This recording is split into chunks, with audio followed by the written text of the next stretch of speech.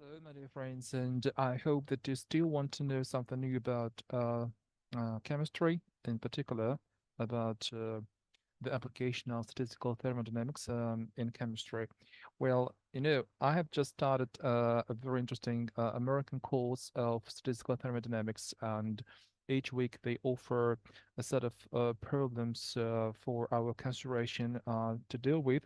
And I have decided I thought to myself, why not? I think it's a good idea if I offer the same problems for your consideration. And they start from the very, very basics. And I believe that it would be a good answer for you to learn something new, or uh, maybe to freshen your knowledge related to this subject. And it could be a parallel way of going along with me in that direction, because just like me, I hope that you want to know something which can be applied in chemistry as well. Well, and let's speak less and do more. And I mean to say, let's get down to the brass tacks, as they say in America. And here is the first problem for your consideration. Hold on a second, please. Okay. I hope that you understand that statistical thermodynamics overlaps a lot of uh, common topics and areas with quantum mechanics, right? And for that reason, in particular, it has a lot to do with the structure of atoms and molecules, right? For that reason, you should be able to solve such problems as the first one, for example, which you can see on the screen of your computers. Let me read it out. So, being at the first excited level, the atom of hydrogen relaxes down onto the ground state, and when it happens, a photon is emitted. They want us to determine the length of the photon. So before we start the calculations themselves, I want to draw the standard picture um, we usually draw in our educational courses, right? So what I'm writing these lines denote energetical levels of the atom. This is the ground state, whose number is 1. This is the first excited level, whose number is 2, etc., etc., right? And you see in this vertical axis is the energy, and um the further up we go, so the higher the energy of the level is. Well, in the beginning, um, in the beginning, the atom uh, is is in this position, right? And then it goes down onto the ground state. This is the ground state, right? And when it happens, a photon is emitted, right? A photon is emitted, and it's got its own energy, h times nu, where h is Planck's constant, and nu, it's another Greek letter, which stands for vibrations and vibrations of the radiation. Why am I saying radiation? Because usually, whenever such processes happen, it means that we see some radiation in the form of light. Well, that's why it's radiation. It's not necessarily to be observable radiation. It depends on nu, or the length of the radiation. Okay. Now, what we need to do, we should understand that they want us to find the length of the photon, right? It's lambda. It's another Greek letter which stands or which denotes the length of the radiation. Okay, lambda is under big question, and we first of all should remember or recollect the correct formula, which will enable us to calculate it. So, first of all, lambda times frequency nu gives this product gives us c, where c is the speed of light, which is equal 3 times 10 raised to the eighth. Okay, meters per second, right? Meters per second. Okay, but this is not enough. It's only the first step. Another one is so-called Planck's formula. So the energy of the photon is equal to the product of Planck's constant h and the frequency nu. But using this formula, from this we can single out nu, which is equal c over lambda, right? And we can plug it here into this Planck's formula, and we'll finally get h times c over lambda. Okay, this is the formula which enables us to calculate the energy of the of photons emitted. Okay, we got it. Now all we need to do is to remember another formula, because when we deal with uh, moving from one energy level to another one, we need to this formula delta E, which means the difference in energy, because when an atom or when any particle jumps from one energy level to another one, energy is either taken or emitted. Okay, and this amount of energy, or this supply of energy, is equal to E sub 1. E sub 1 means the energy supply uh, when if we talk about a hydrogen atom,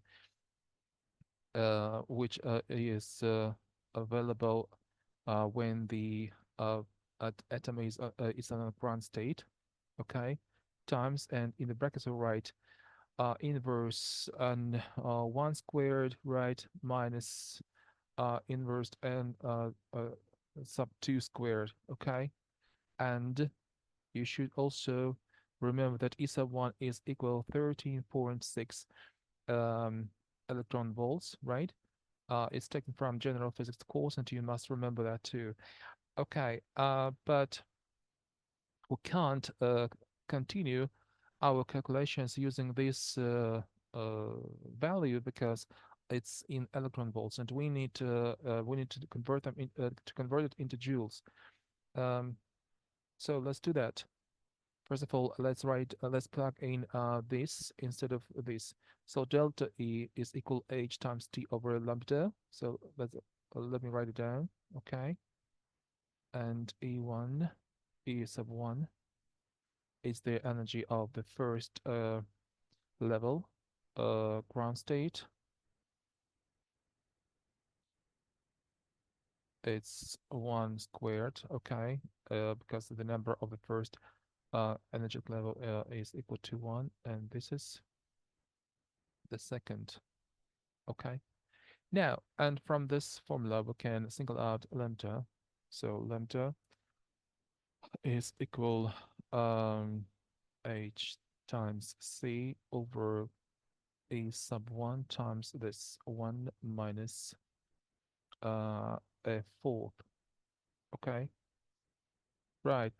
So now we can plug in the values of these constants. So h is equal to 6.62 times 10 to the minus 34th. Okay, it's joules times second, times 3 times 10 to the 8th meter per second, right? Over. Now, electron volts, we need to convert the electron volts into joules, right? And we can do it by using the conversion factor, which is 1.6022 times 10 um, to minus 19th, right? And this, the brackets, what we have in the brackets is equal to 3/4, okay?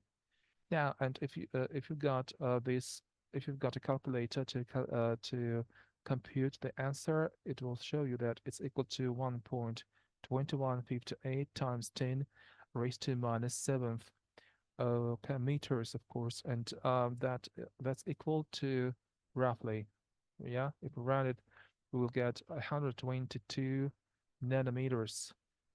This is the length of the radiation, or the length of the photon. This is the answer for the first problem. I guess it's clear because I'm pretty sure that you used to solve similar problems when you were studying general physics and even maybe spectroscopy. So I guess that you, you did it a lot.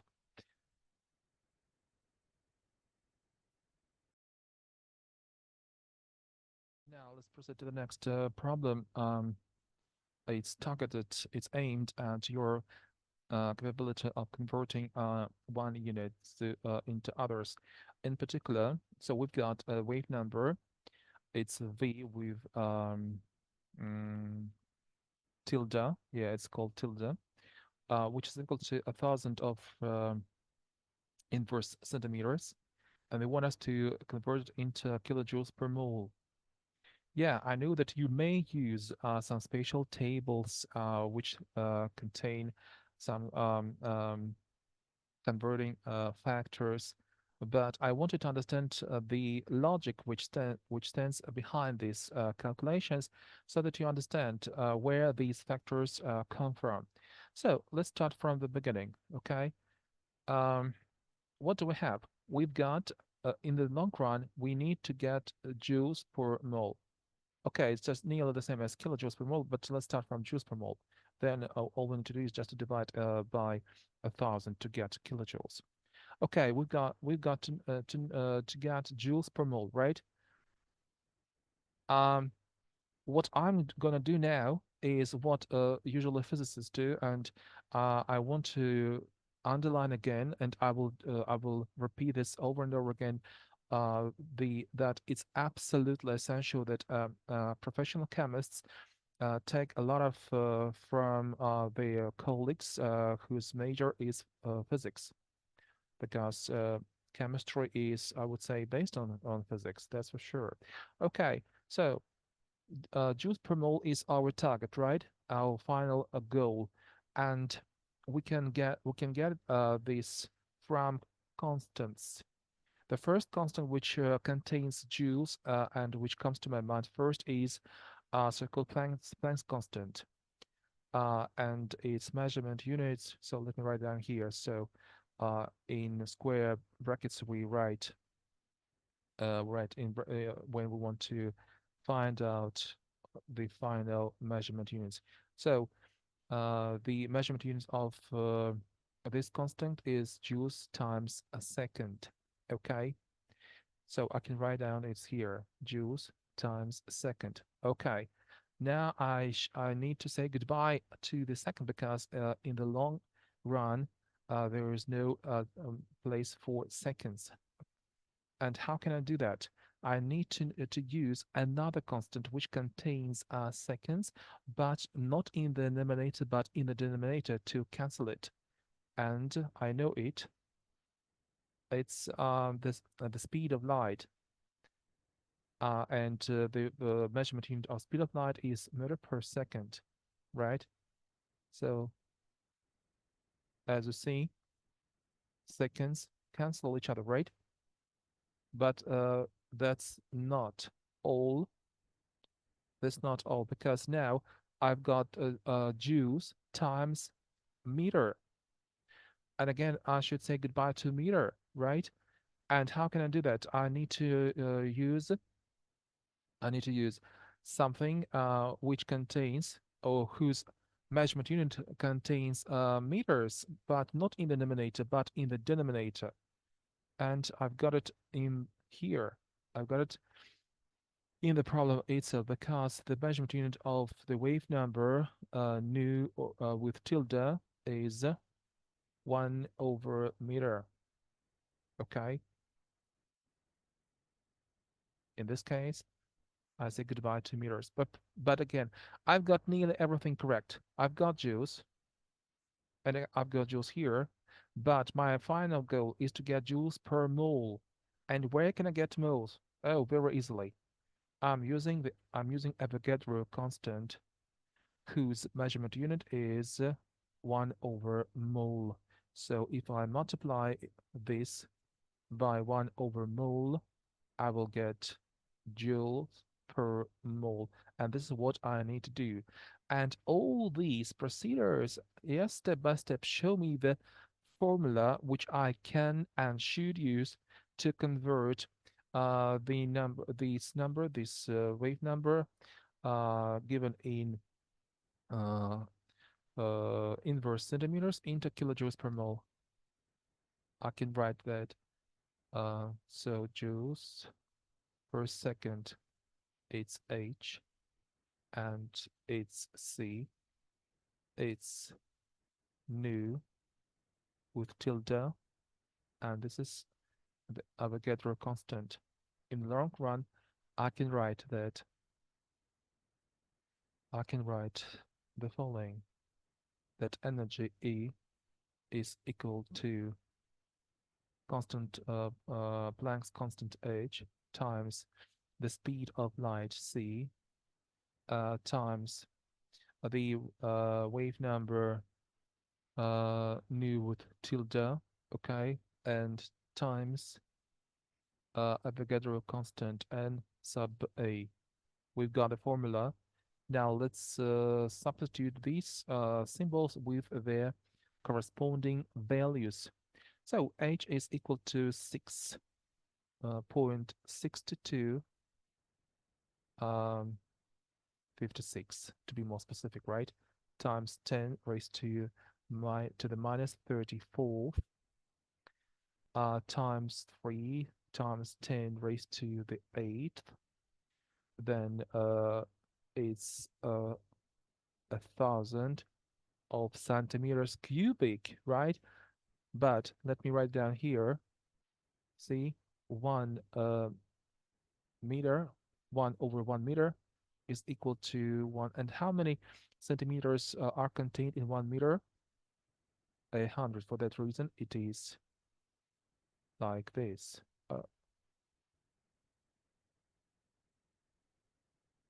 It's no, 1 meter contains 100 of centimeters, right? 100 of centimeters. But if we need to transform them into centimeters, so I will write like this: a 100th of centimeters, right? Oh, I'm sorry, meters, of course, meters. And then Avogadro 6.0225 times 10 raised to the 23rd. And if you take your calculator, you will get 11,970.8 joules per mole. But we need to get kilojoules per mole, so all we need to do is just to divide this by 1,000, and we will get 11.9708 kilojoules per mole. This is the answer. Again, I want to say that if you have got a good reference book which contains a spatial table containing conversion factors, so you can do it within seconds, a few seconds. But if you don't have, you need to know how to do that on your own, using this I guess logical way, which is based on the use of measurement units. Okay, thank you.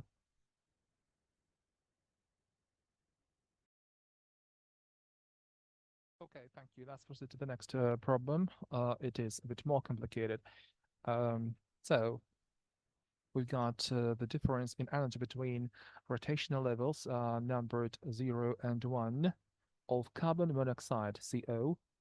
Yeah, and the difference is equal to 1.153 times 10 raised to 15 to the 15th megahertz.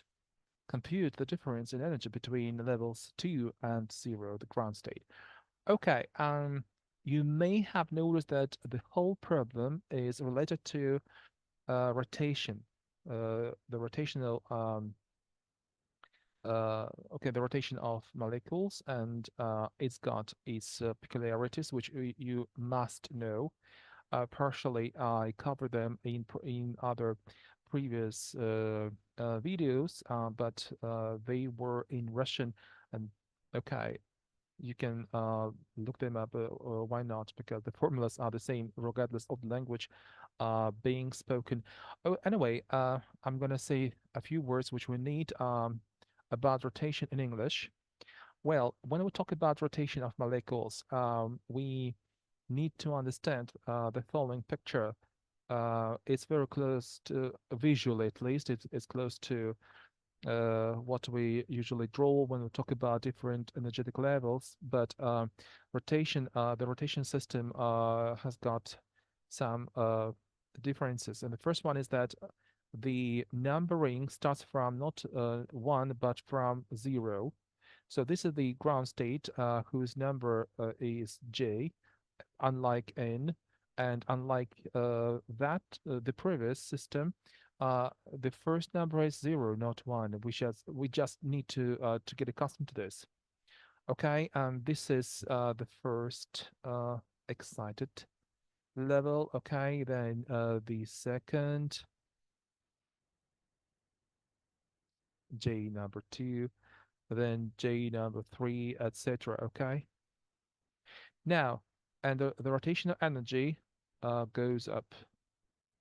A rotational goes up. Okay. Now, what else should we know from physics again? We got the formula which enables us to calculate the energy of rotation, and here it is. So E of a particular rotational level can be calculated with help of this formula. H with a bar squared over uh, over 2 over 2 times E, where E is inertia, right? And we used inertia and how to calculate it. I showed you how to calculate inertia of a molecule in the previous videos. So times J times J plus 1, where again J is the number of the corresponding rotational level. Okay, and Ash with a bar, it's constant, Planck's constant, oh, sorry, it's Planck's constant divided by 2p. Okay, so you may ask me where we can get it.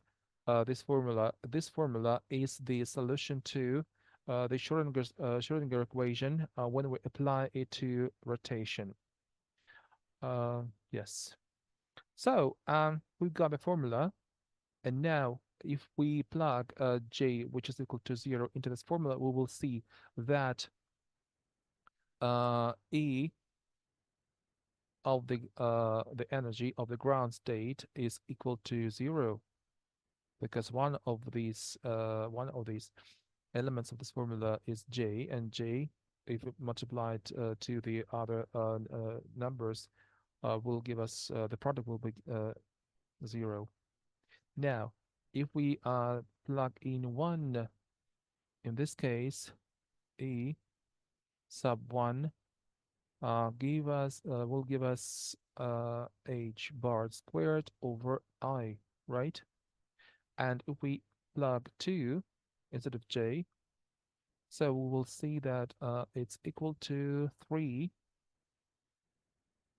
H squared over I. As you can, it's very easy to understand. So 2 and this 2 and this 2 will cancel each other, and 2 plus 1 will give us 3. That's why we got 3 times H bar squared over I. Okay. Now, this is the first picture, the first part of the whole picture we need to understand. Why do we need to know the difference in energy between these two levels? In order to know the value of this inertia. In one of the previous videos, I showed you how we can compute the inertia of a molecule, diatomic molecule in particular, using spatial reference data, but imagine that we don't have any access to such tabulated information. In this case, we've got the answer on the surface, and this surface is this one. So let me write it down. So E sub 1 minus E sub 0 is equal. And now let me write down E sub 1. It's H bared, uh, I'm sorry, H bar squared over I minus 0. Yes. And this difference in energy is equal to 1.153 times 10 raised to 15 megahertz, right? And this is the first problematic point we need to solve somehow. How can we do that? And what's the problem itself? The problem is that megahertz is the typical measurement unit for vibrations, but not for energy. We should somehow be able to convert megahertz into joules, right?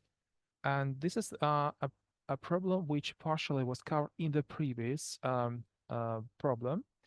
Let me show you how I did it, how it can be done. So we need joules, right? We need joules. And we remember that um, the measurement units for Planck's constant is joules times second, right? We don't need seconds, right? We don't need that at all. For that reason, all I need to do is to say goodbye to the seconds. How can I do it? I can multiply this product by 1 over second, because 1 over second is the measurement unit of frequency, and seconds are cancelled. And finally, I've got joules. And this idea gives me the formula that energy can be computed um, with this formula H times nu. Okay, H times nu. I've got H.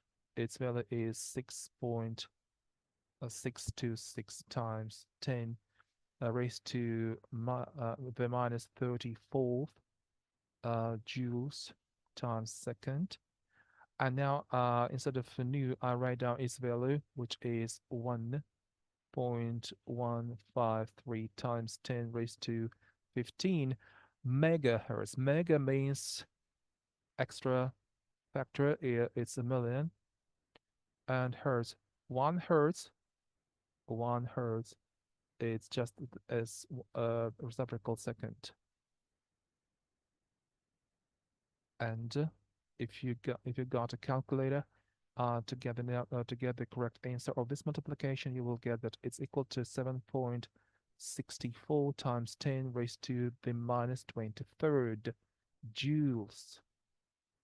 Joules. Okay. And having got this result, now we can single out I, the inertia from this equation. So E is equal to H bar squared over E sub 1 minus E sub 0, but E sub 0 is equal to 0, right? And we can do it. So um, H bar is equal to 6.626 times 10 raised to the minus 34th over 2 pi squared, right? This is this part of the formula. And now we divide it by the value of E sub 1, which we have just calculated. Let me write down, it's E1, right? It's 7.64 times 10 raised to the minus 23rd. Okay, yeah. And let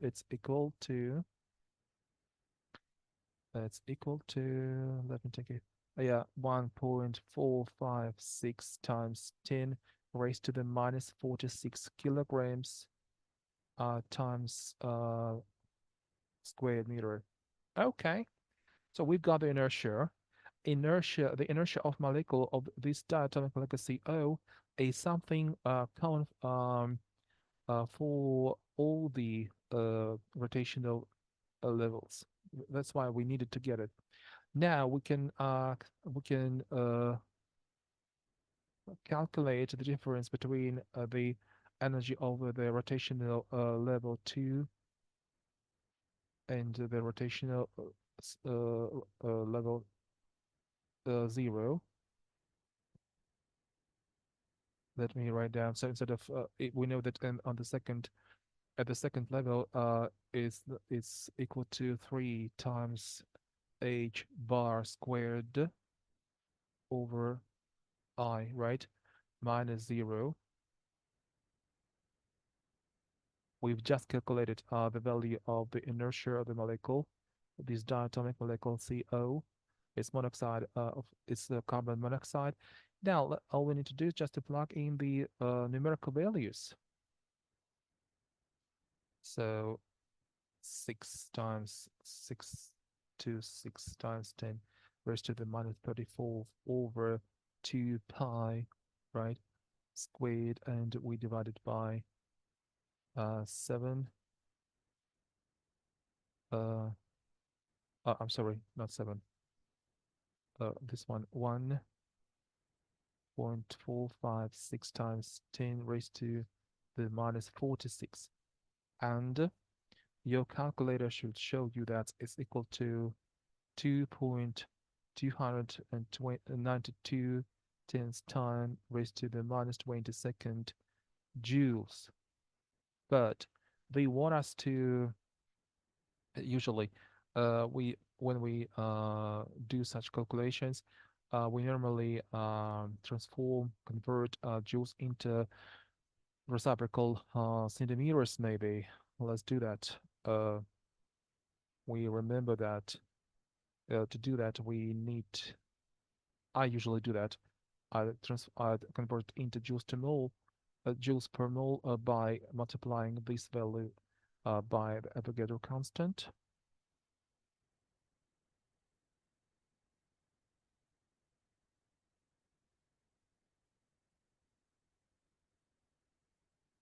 Okay. By multiplying these two, I will get joules per mole. But then I divide it by the coefficient 11.931 to get reciprocal centimeters or inverse centimeters. And if you do that, you will get 11.57 reciprocal centimeters, and that will be the answer.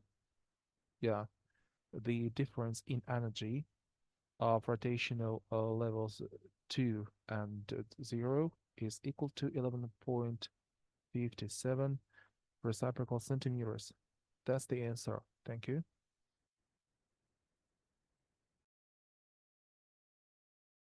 Okay, now let's proceed to the next assignment. It's rather theoretical because no calculation is needed to be done. Um, they want us to not maybe calculate, but to determine the degeneracy of the first 4 rotational levels of carbon monoxide. Well, first of all, first of all, you should recollect the formula which enables us to calculate the degeneracy of rotational level. So it's G with subindex J. It's equal to twice J plus 1. And if we talk about the 4th rotational level, the 4th, so totally we will get 8 plus 1. It's 9. It means that totally there will be 9 levels, right? And we can write, we can draw. This is J0.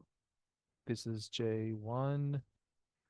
Okay, and we've got 3 rotational levels here for the third, and 1, 2, 3, 4, 5. That's it. I mean, these are sub-levels maybe, yeah? And total, we can write that the degeneracy is 0135. That's it.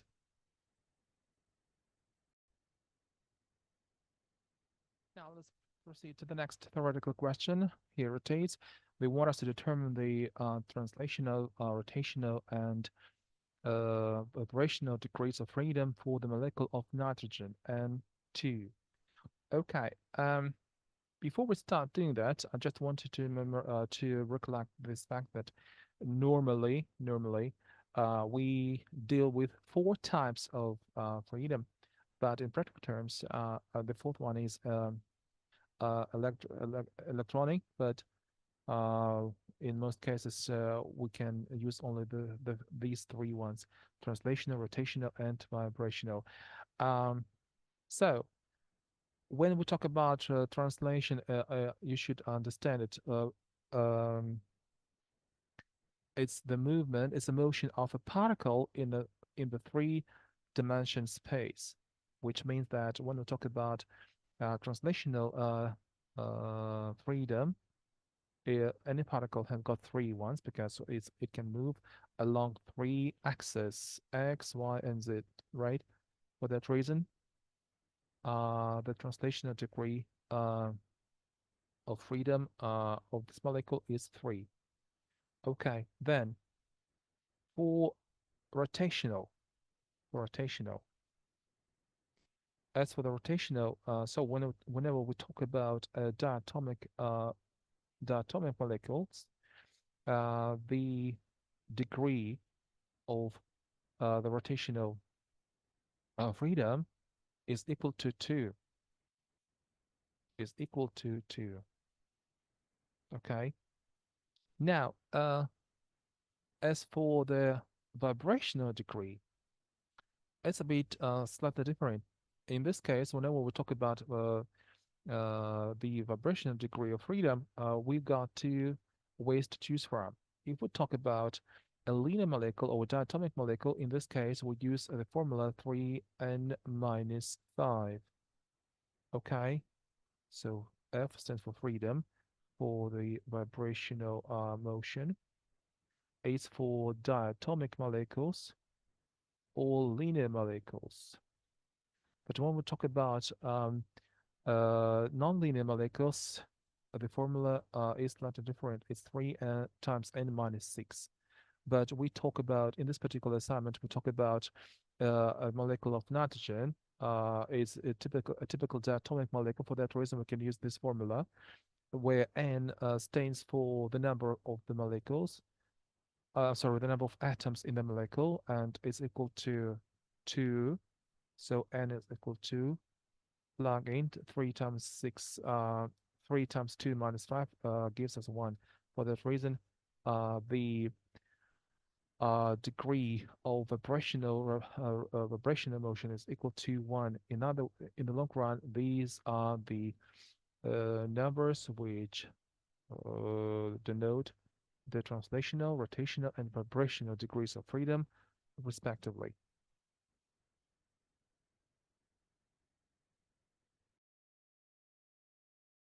Let's proceed to the next one.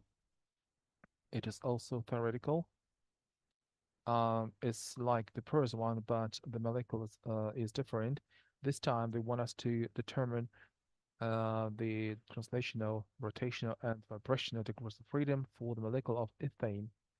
So, uh, from the course of general chemistry or organic chemistry, you should recollect the fact that uh, uh, the molecule of ethane isn't linear at all. It's far from being linear. Well, but like any particle moving in a three-space dimension, so it's got uh, three translational degrees of freedom. Okay, then it is a many atom nonlinear molecular. For that reason, when we talk about its rotational uh, uh, freedom degree, it's equal to 3. And what about this one, the vibrational degree of freedom, it's slightly maybe not clear. But in this case, let me remind you the formula. So first of all, let us write down the chemical formula of the substance. It's C2H6, right? This is the chemical formula of ethane, and the total number of atoms which make up the molecule is 8, right? So N is equal to 8, which means that the total number